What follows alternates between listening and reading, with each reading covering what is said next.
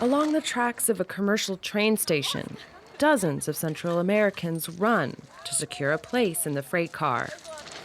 The train could depart at any moment, so quickness is of the essence while climbing atop. A family with 3 children and a baby prepares to board. Are you scared? No, we've already traveled like this. The migrants climb in with the freight, but the family decides to get off. Too much dust. The baby can't stand it.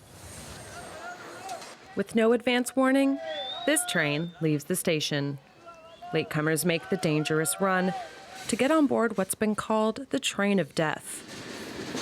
Moving around comes at a risk as the train picks up speed. We have a mattress, blankets, some water. Others only have a change of clothes. As the train passes through villages, more passengers climb aboard. The freight cars are loaded with corn and metal. Migrants hang on tight, their legs dangling. Throughout Central America, this train network is called La Bestia, or the Beast. We call it the Beast because it shakes you up. It's dangerous. You could fall off. It's like trying to mount a bull. The train winds through the jungle. It's one of the most dangerous parts of the journey. They lie flat on their backs to avoid the branches. But injuries are commonplace, including loss of limbs. A man with one leg wants to climb aboard.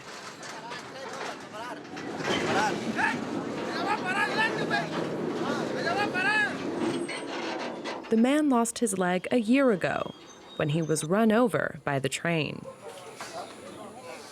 Why did I fall? Because I didn't want to get caught by immigration officers. The migrants themselves have stopped the train by detaching 2 freight cars. Don't make it hard on us. Be careful. Don't you want to make it to your final destination? Because we do.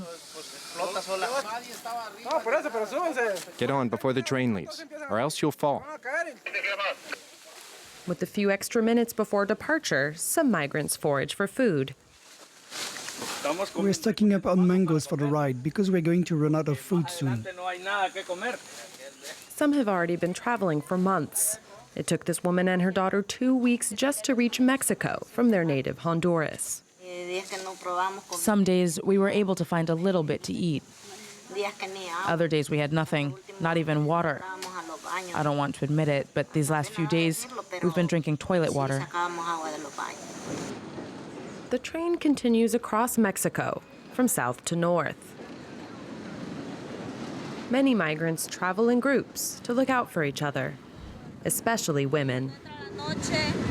It's scary when night falls and when the train stops in the middle of nowhere. As a woman, I have to be careful. I'm afraid someone could get on the train and hurt me.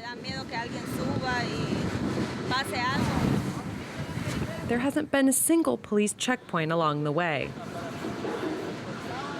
Once, a police car drives alongside for a few kilometers, only to continue without stopping the train. The migrants are generally allowed to pass through. Night falls as the voyage nears its end. At stations, people get on or get off to spend the night in migrant shelters. Just a few hundred more kilometers to the US-Mexico border.